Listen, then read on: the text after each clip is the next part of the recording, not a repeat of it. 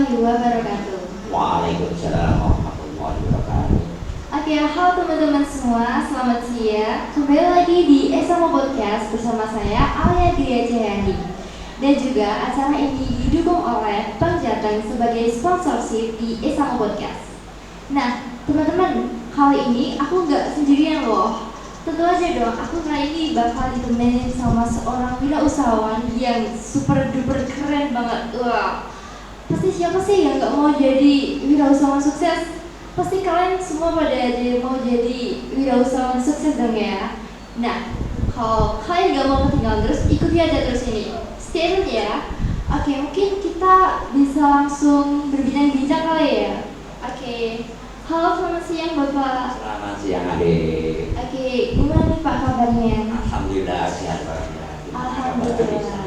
Oh iya, alhamdulillah sehat. Mungkin teman-teman udah pada penasaran nih Pak, siapa sih narasumbernya ini? Mungkin bisa perkenalan dulu Pak. Oke, terima kasih atas kesempatan dan waktu yang diberikan kepada saya. Perkenalkan, nama saya Agus Bernadi. Keseharian saya itu kerja di SMA Mojokerto di staf peta usaha.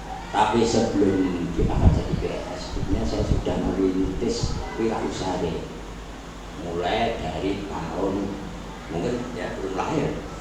Tahun 85 saya sudah wirausaha. Belum lahir kan? Ya, sampai sekarang.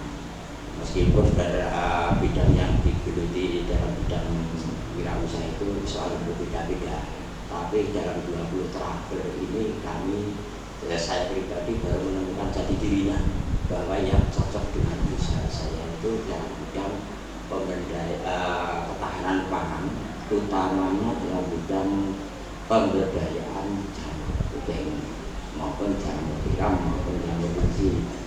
Karena apa? Di situ semakin tinggi, semakin tambah jumlah penduduk, semakin kebutuhan pangan itu kan semakin tinggi.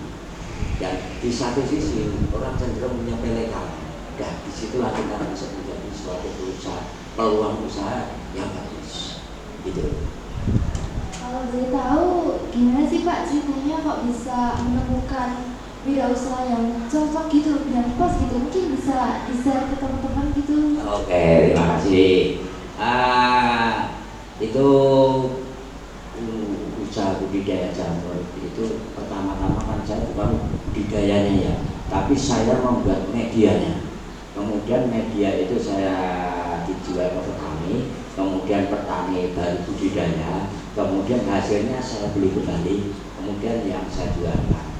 Kesulitan utama petani di sini adalah mereka bisa membuat tapi tidak bisa menjual. Nah, alhamdulillah kami menguasai itu karena ya jam terbang kami sudah cukup banyak. Begitu. Terkait apa tadi yang tadi? Terkait menemukan wirausaha yang cocok gitu. Oh ya. Gini, saya hanya bisa membaca peluang saja. Waktu tahun 2002. Waktu itu memang budidaya jamur di hampir di Sukoharjo belum ada. Yang adanya waktu itu di Malang, kemudian di Bogor, dan di dekat Bogor, kemudian di Bandung. Nah, waktu itu saya pas jalan-jalan ke sana, kemudian kok peluang usaha ini cocok dibawa ke daerah kami. Kemudian saya belajar di sana. Waktu itu belum diangkat dari pegawai negeri. Saya langsung saya praktekin di daerah saya sendiri. Tadinya ya membuat backlog sendiri, kemudian di open sendiri, dipelihara sendiri, kemudian dijual sendiri. Nah, disitulah kok profitnya cukup bagus daripada usaha yang lain. Akhirnya sampai sekarang keterusan. Itu ceritanya. Jadi awal mulanya itu jalan-jalan, ya. Terus ketemu sama penumpang gitu, terus diterapin di sini ya. Iya, betul. Kalau boleh tahu itu tempat usahanya di mana ya Pak? Oh ya, ini ada yang di daerah Purwokerto ya. Tempat usaha saya itu di desa Purwokerto. Ini sudah pindah 3 kali ya. Pertama kali saya di Purwokerto sebelah timur balai desa itu saya memang asal saya di situ. Saya praktekkan di situ, kemudian ternyata peluang usaha itu berkembang terus. Kemudian waktu itu sampai diliput LCTV, Metro TV dan sebagainya, akhirnya saya tahu terkenal. Akhirnya kan saya harus ekspansi karena tempat usaha di situ itu terlalu sempit untuk memenuhi pesanan. Akhirnya saya akan bernyewa di Bintang Budosari. Kalau dari Sukarjo banyak Bintang mungkin tahu. Nah, saya nyewa sana 10 tahun. Meskipun sebetulnya masih di sana, tapi saya sudah bisa membeli tempat lagi di daerah Purwokerto juga, berdekatan dengan usaha yang pertama. Akhirnya antara yang pertama dengan yang kedua kolaborasi kerjasama, mana yang artinya bisa memenuhi permintaan petani dan sekaligus bisa memenuhi permintaan pasar. Pernah ke Purwokerto? Kalau boleh tahu strategi Bapak itu bagaimana kok bisa membangun wirausaha dari jamur itu ya, kok bisa berkembang pesat itu sampai terkenal di Metro TV, sampai terkenal di mana-mana, itu strateginya itu gimana Pak? Itu sebenarnya suatu kebetulan saja. Waktu itu tahun 2002 itu Kepala Dinas Pendidikan namanya Pak siapa ya itu, yang rumahnya sini, Pak Wahidi itu datang ke tempat saya, kemudian perkenalan. Intinya dia itu kan ingin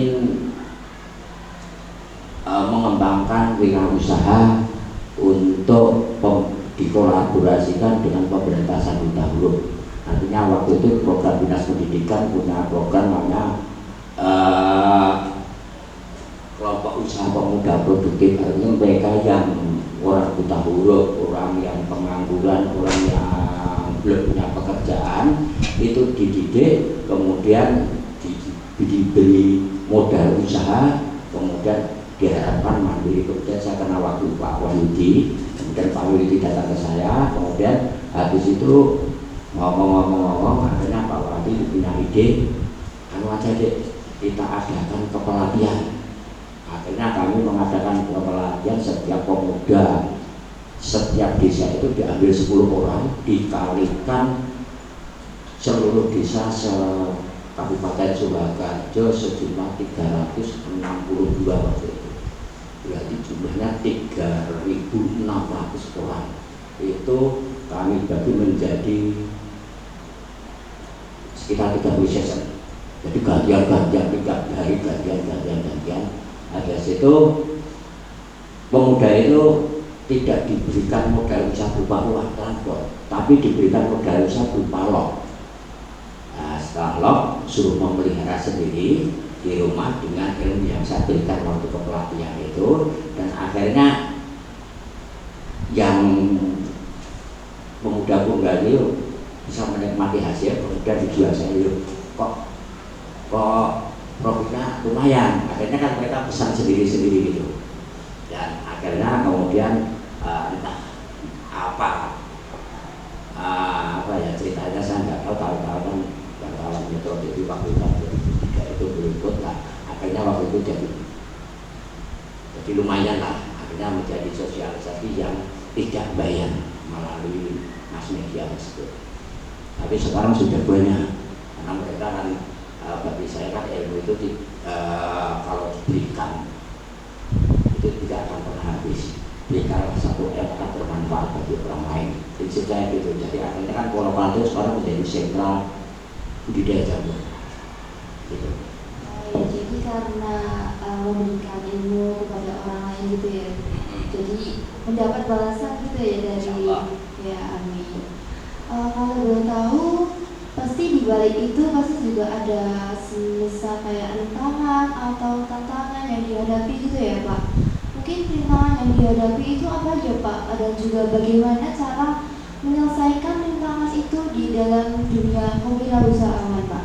Oke, terima kasih. Rintangan pertama yang perlu dicermati adalah marketingnya.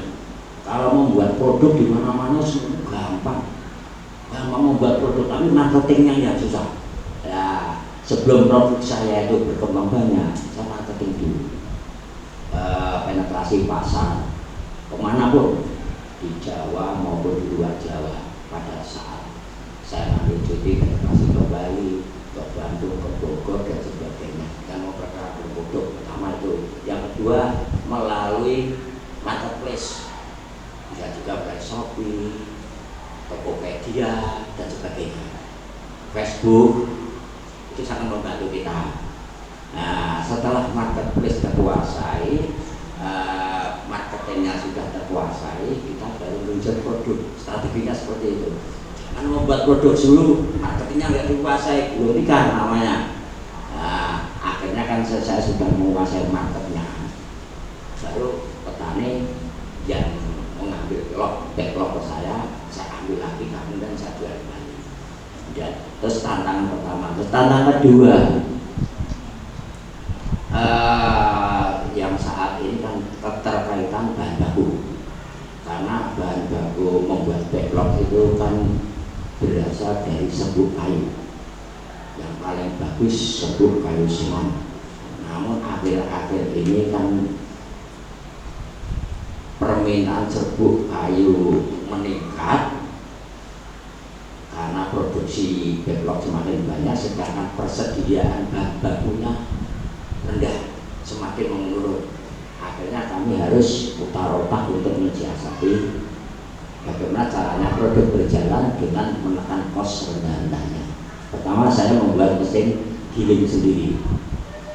Giling dari kayu-kayu yang dari limbah-limbah pabrik itu, limbah-limbah triplek itu kan ada satu lengan seperti lengan itu, satu truk cuma 200 sampai 300 ribu itu satu truk. Kemudian saya giling sendiri di Pacitan. Beli membuat mesin giling sendiri, kalau di pabrik tidak ada, tapi rekayasa sendiri jadi serbuk. Nah, itu bisa menekan kos. Tapi kalau mengandalkan penggergajian yang ada di Wonosobo, Tawangmangu sampai sekitar Lawu itu kosnya terlalu tinggi, karena persediaan barang itu lebih tinggi dari permintaan, akhirnya kan harga naik. Salah satu untuk mensiasati agar flat itu memproduksi sendiri. Oh iya, jadi gimana caranya itu? Yang pertama itu harus marketingnya, marketplace-nya, habis itu gimana cara kita memutar otak biar wirausaha kita itu bisa terus berjalan gitu ya Pak. Kalau boleh tahu itu sehari atau per bulannya itu penghasilannya berapa nih Pak? Penghasilan? Ya, ini aja deh. Kalau penghasilan ya kita tidak bisa keluar, tapi hanya sekedar kisi-kisi aja. Kalau produksi saya untuk setiap hari itu satu backlog, satu hari produksi saya 2000 backlog. Kemudian satu backlog kan sampai antar ke tempat itu 2.500. Berarti kan saya omset setiap hari 2.000 kali 2.500.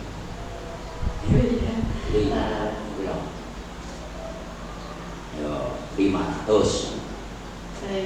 Ya kan? Nah. Jadi perharinya 500 ya? 5 juta. Banyak banget juga ya. Kalau boleh tahu tips dan trik biar bisa menjadi. Nah, kalau itu kan baru biaya produksinya. Ya jangan melihat angka 5 jutanya itu, tapi kan itu harga jualnya. Lah harga produksinya berapa itu Pak?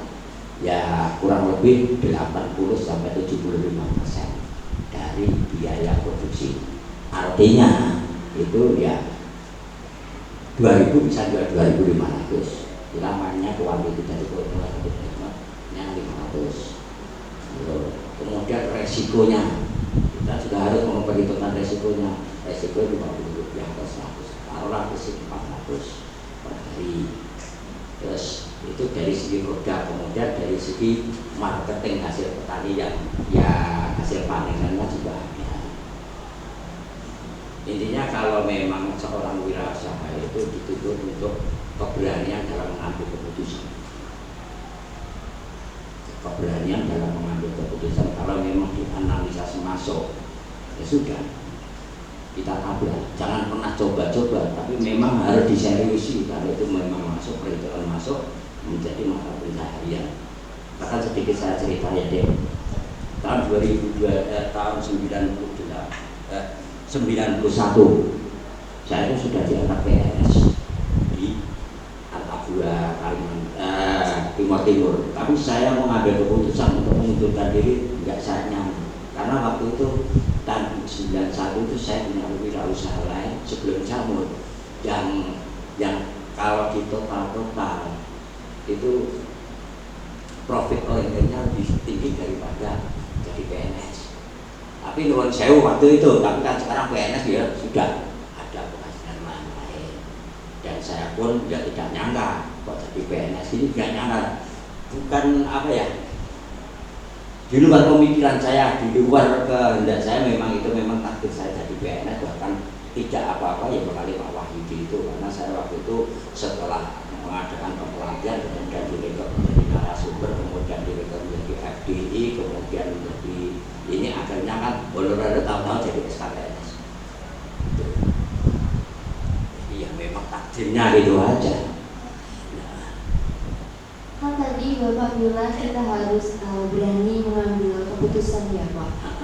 Kalau boleh tahu, gimana sih cara biar kita mempunyai mindset untuk berani gitu? Karena kalau anak muda zaman sekarang itu kalau ingin berwirausaha itu kayak agak ragu-ragu gitu ya Pak. Gimana nih biar nggak ragu gitu loh? Mungkin kata-kata yang bisa buat anak-anak muda zaman sekarang bisa terus berani itu gimana nih Pak? Ibarat tentara, kalau mau perang itu jangan takut kehilangan peluru. Motif saya seperti itu. Kalau memang berani, ya harus berani. Tapi kalau memang nggak berani, ya jangan berani-berani. Ojo wani-wani, narawani, ibaratnya gitu. Tapi itu harus penuh perhitungan. Misalnya dalam wirausaha, kita kalkulasi. Seperti yang saya alami, saya kan selain jamur juga punya udah wirausaha lain. Dengan otomotif itu harus melalui perhitungan cermat. Jadi perhitungan biaya produksi sekian, karyawan sekian kita produksi, kita hitung kalkulasi secara matang. Bahkan resiko terkecil pun harus kita perhitungkan. Jangan melihat labanya dulu, laba itu nomor sekian. Kemudian dituntut motivasi yang tinggi untuk maju, berdiri sendiri. Jadi menggaji diri sendiri. Habis itu baru kita trial sedikit dulu, jangan terlalu banyak dulu. Kalau sudah oke, perhitungan masuk, baru diuji coba dalam skala yang besar.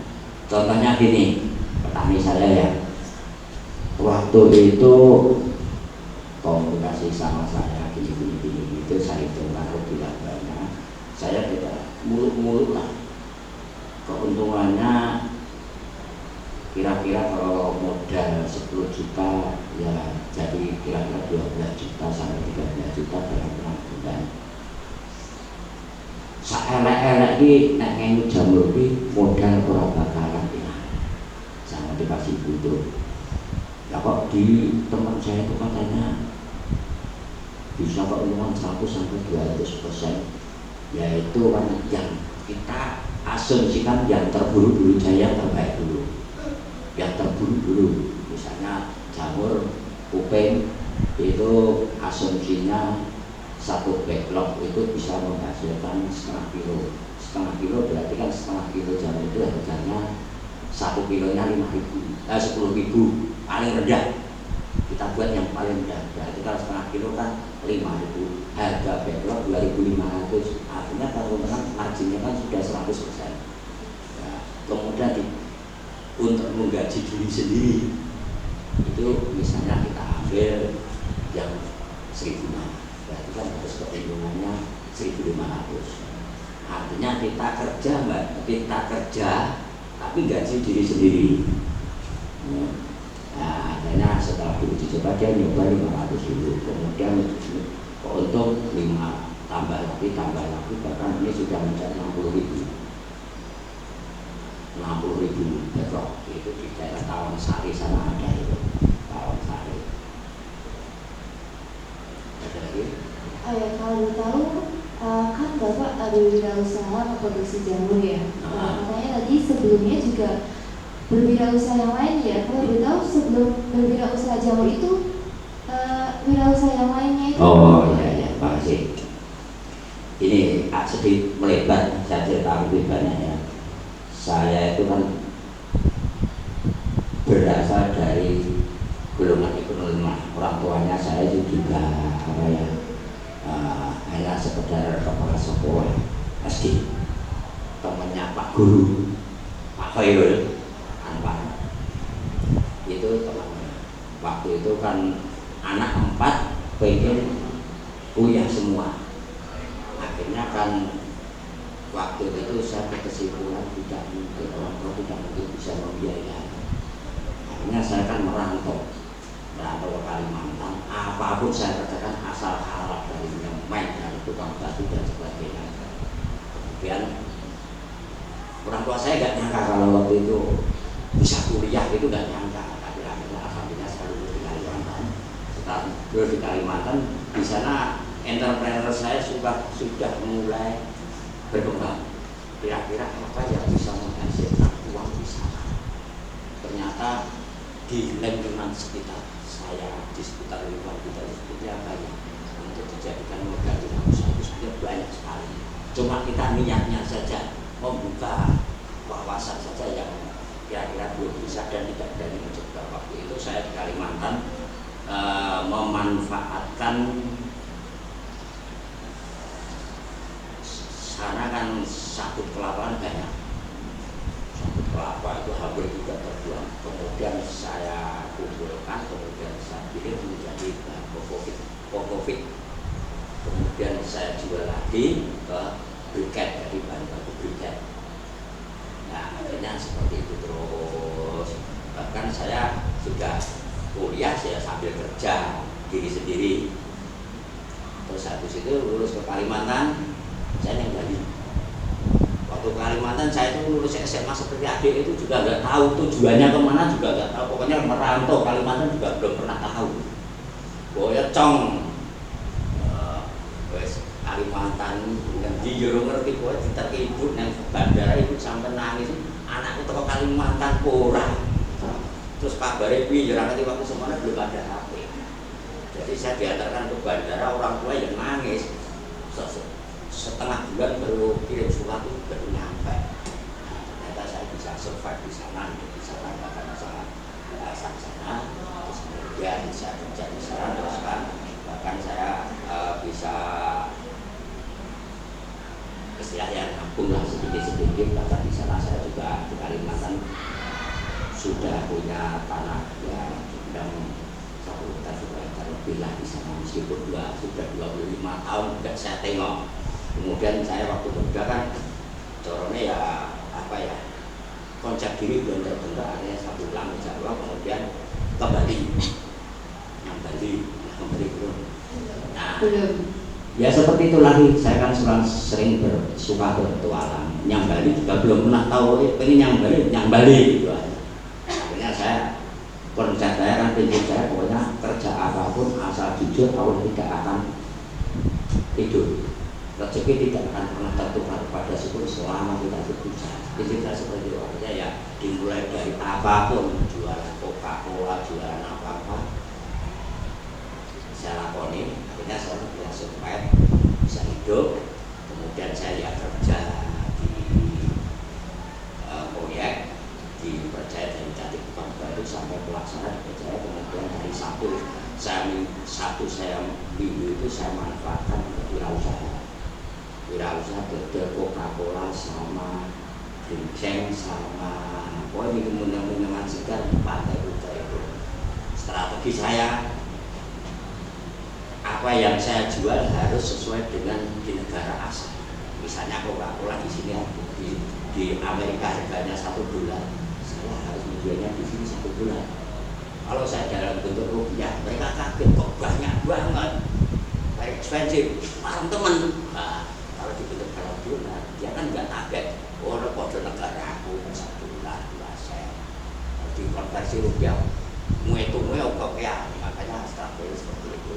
Nah di situ justru saya itu penghasil judul Coca-Cola dengan terjadi proyek Oka ini. Makanya saya katakan tadi tahun 1991 saya nolak jadi pegawai negeri karena judul Coca-Cola ini masih lupa. Kemudian waktu itu perjalanan selanjutnya krisis moneter belum baik tahun berapa ya Pak? 98 ya. Kita 98 saya memutuskan untuk nikah. Setelah nikah kemudian saya kembali lagi ke Bali. Ternyata kalau di sana kok kelihatannya kalau suami istri kok harganya terlalu tinggi untuk biaya hidupnya terlalu tinggi. Akhirnya saya langsung setelah lagi di sini di Sukoharjo pertama kali saya mendirikan fotokopi di depan SMP 4 Gajah. Depan SMP 4. Sana saya kontrak. Kalau saya kontrak jangka panjang 10 sampai 20 tahun. Kalau per bulan itu naik terus, per tahun naik terus. Langsung kontrak 10 tahun, 15 tahun. Tapi saya gitu kan. Jadi kan bisa artinya tidak mungkin naik. Dimulai dari fotokopi kemudian sampai ke pengetikan jasa grafis, kemudian sampai ke LPK. Di situ dengan perkembangan teknologi akhirnya lembaga pendidikan komputer sekarang belajar nggak payu lagi. Akhirnya saya menemukan jamur itu setelah jamur berkembang sampai sekarang, jadi paling lama sendiri tahun 2002 sampai sekarang jadi sudah 21 tahun. Setelah itu ekspansi lagi ke variasi. Kalau boleh tahu setelah wirausaha jamu mungkin ada kepikiran buat membuka wirausaha yang lain lagi gitu nggak Pak? Wadah. Oh iya. Pasti ada. Ini tugas-tugas adik-adik semua ya. Oh iya. Sebetulnya jamur itu kan masih dalam bentuk bahan. Tugas adik-adik itu adalah mengolah menjadi bahan makanan yang siap saji. Dan di sini hal itu disepelekan orang. Wah, itu. Tapi sebetulnya di situ nilai profit, nilai ekonominya sangat tinggi. Contohnya gini, saya didik orang sekolah dan tadinya juga petani jamur. Saya didik cara menjual, cara mengemas dan sebagainya. Dalam 1 tahun ya tiap hari itu bisa menjual 202 kental. Kemudian marketingnya kalau sudah menjadi bahan itu bahan keripik crispy istilahnya, kemudian kan dikemasi. Yang penting kemasannya. Sekarang kan kalau kemasannya itu packingnya itu bagus, orang kan menarik duluan tanpa melihat rasanya. Dan juga neng toko-toko itu, wah, aku packingnya bagus, karena 10 ayo dibuka di sini segini, ada tadi 3.000 sekarang packingnya. Nah strateginya adik-adik juga adik-adik seperti itu. Yang penting, tapi jangan menyepelekan rasa sangat penting, tapi packingnya harus. Memang saya punya pemikiran itu, tapi akhirnya tenaga saya nggak nyandar. Akhirnya ya saya orang lain yang saya motivasi. Dan di Sukoharjo itu belum ada. Kalau memang ini adik-adik minat, ini produk dari saya dengan packing. Jual sendiri, berani nggak tantangan seperti itu? Teman-teman. Ayo. Gimana nih ya teman-teman nih yang mau berwirausaha? Sebelum melangkah membuat crispy, saya tawarkan produk dari saya. Jadi belinya curah, barang boleh juta, bayar KDC. Ini teman-teman salah satu kelas ini mau punya pemikiran membuat packing yang bagus, kemudian dijual. Saya beri tantangan, berani nggak? Iya. Ayo. Gimana nih teman-teman? Ini di Solo belum ada, ini sangat jarang sekali. Dan profitnya lumayan, keuntungannya itu bisa 100%. Nah ini pas banget nih buat teman-teman semua nih. Berani dong ya? Pasti berani dong ya? Berani nggak? Pasti berani dong. Kan Ini anak muda. ini kan membuat desain logo,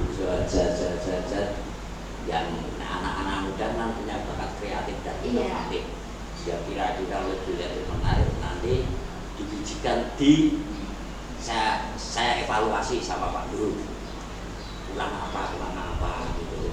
Dan habis itu baru nanti dicetak apa ya, pakai stiker dulu, jangan sampai itu terlalu besar. Strategi marketingnya nanti tak ajari, cara packingnya, belinya gimana tak kasih. Ayo, saya kasih tantangan seperti itu, berani enggak? Oke, teman-teman pasti berani dong ya. Produk dari saya. Iya. Nek nanti duit tak utang sih, kamu tahu, terus produk rasa bayar sih paribasannya ya. Jenengan mau karek kantongi kok, bagus. Nanti kalau habis itu ditawarkan strateginya, kalau memang sudah mulai jalan, baru dibuat PRT, jadi izin PRT-nya itu. Kalau sudah punya izin PRT, itu bisa produk itu bisa masuk ke supermarket, bisa masuk ke pasar-pasar modern. Tapi kalau memang belum ada PRT-nya, itu ya pasar bebas, tidak bisa menjangkau pasar-pasar atau kelas menengah ke atas.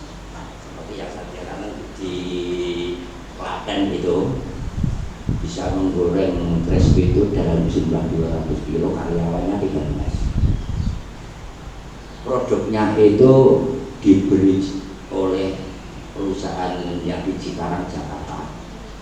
Semuanya dibeli sana. Terus di sana itu jual packingnya saja. Kemudian setelah packing kemudian dijual di supermarket. Ya promosionalnya sana.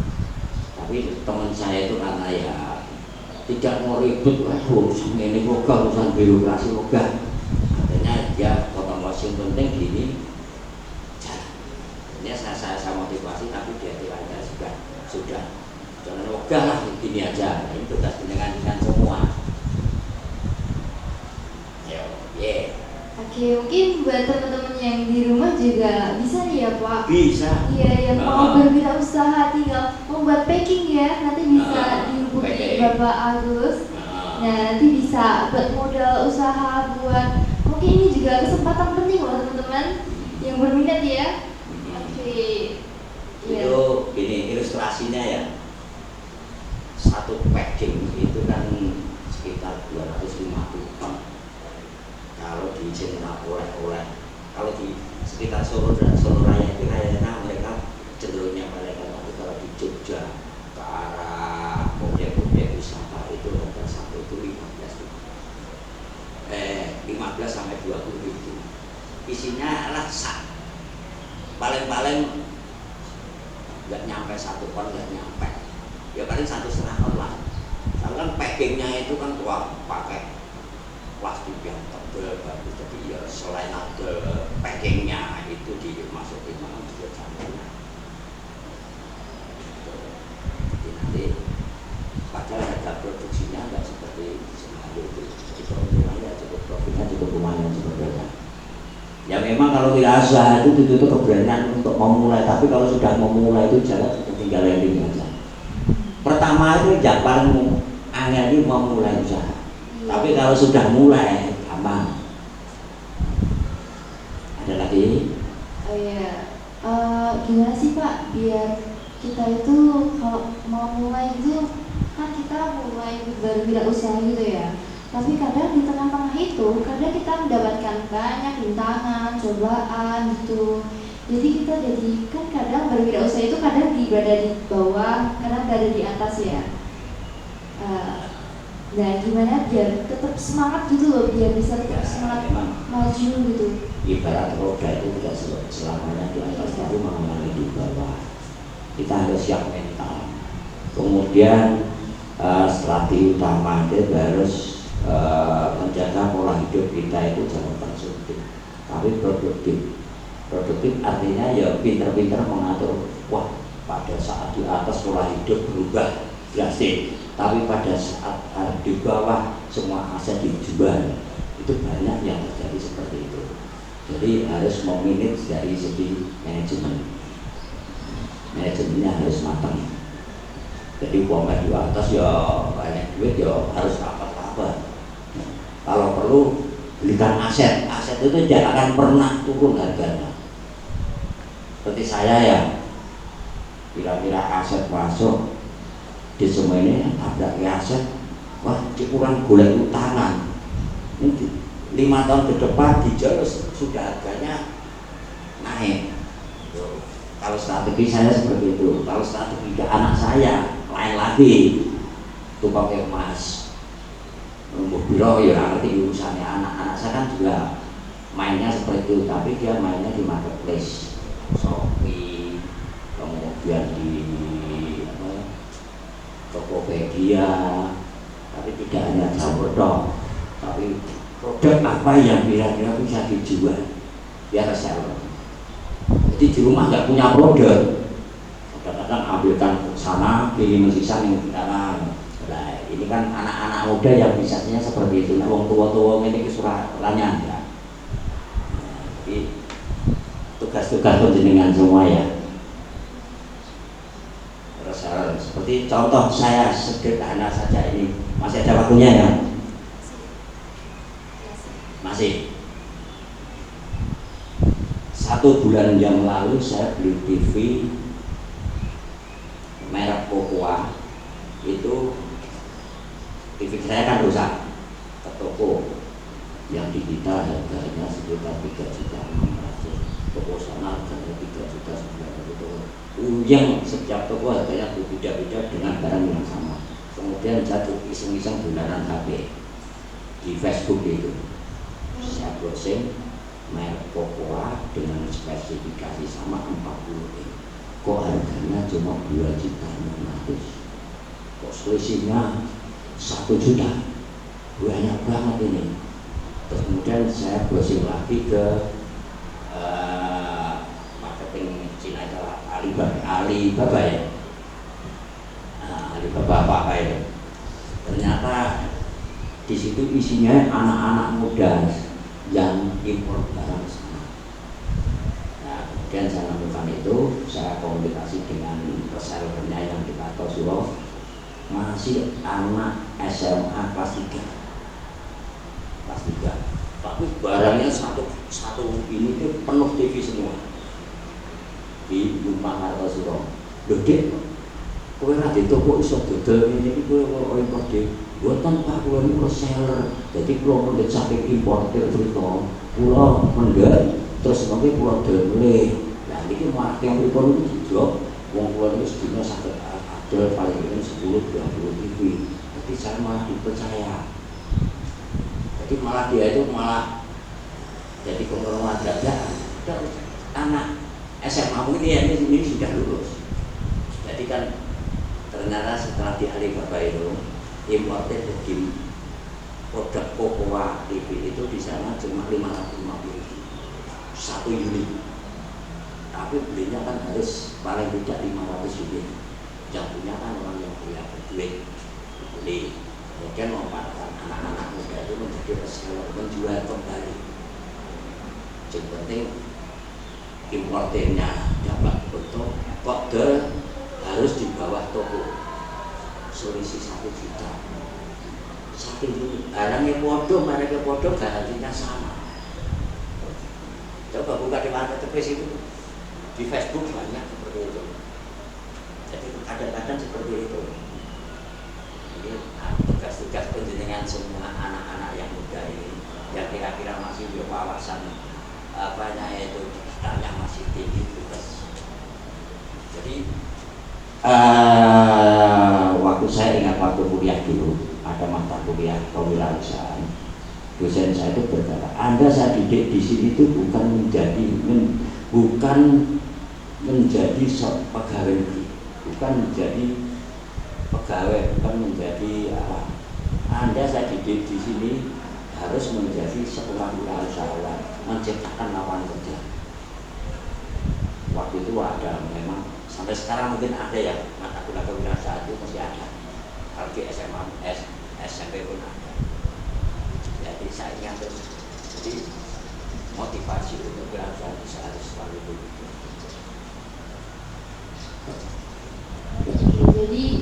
Oke, jadi buat teman-teman semua nih yang mau berwirausaha bisa ikutin jejaknya Bapak tadi ya, seperti menjual TV yang dari impor dari luar negeri dan masih banyak lagi. Oke, mungkin sampai sini dulu nih Pak. Tapi tenang aja, masih ada banyak episode-episode sama podcast yang lainnya, jadi kalian tunggu aja. Dan jangan lupa ikutin YouTube SMA Mojaraban dan juga Instagram SMA Negeri 1 Mojaraban Official. Jangan lupa subscribe dan juga follow biar gak ketinggalan informasi-informasi terbarunya. Oke, mungkin sebelum saya tutup, terima kasih Pak atas waktu dan kesempatannya sudah datang di acara ini. Terima kasih banyak.